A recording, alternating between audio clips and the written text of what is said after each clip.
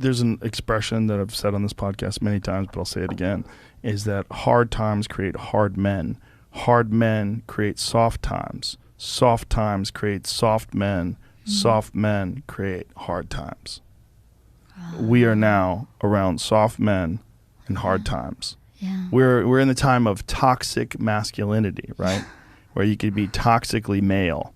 Yeah. And then if you're suppressing masculinity, you're going to bring on hard times. It doesn't mean masculinity doesn't mean you're mean. Yeah. It doesn't mean you're angry. It means strength. Yes. It means discipline. It means the ability, like you need a military. And if you don't think you need a military, you need to go and pay attention to the rest of the world, because there's militaries all over the world that are doing horrific things. If you don't have a military in this country that can combat that and at least act as a deterrent to them doing things, you're going to get taken over. Yeah. That's what's happened.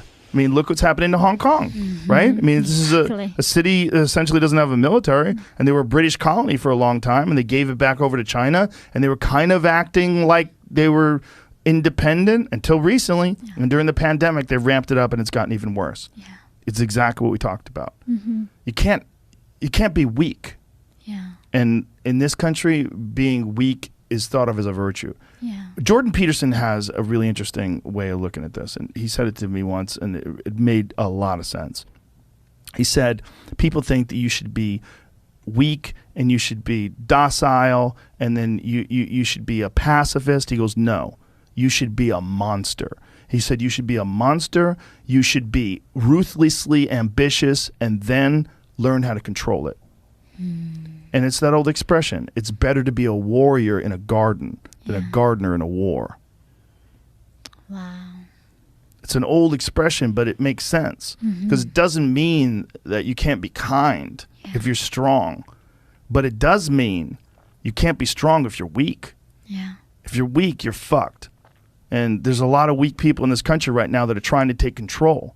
And they're gathering up all the other weak people, and they say, yeah, let's all be weak together. Yeah. And they're willing to embrace all sorts of ideas that have been disproven, not just disproven, that have caused the deaths of untold millions of people in Maoist China and Stalinist Russia. And it's crazy. And they're short-sighted. And they're short-sighted because in the short term, they want their tribe to win, and there's so many weak people that'll join along with them. There's so many just simple-minded dullards that just want to promote their tribe.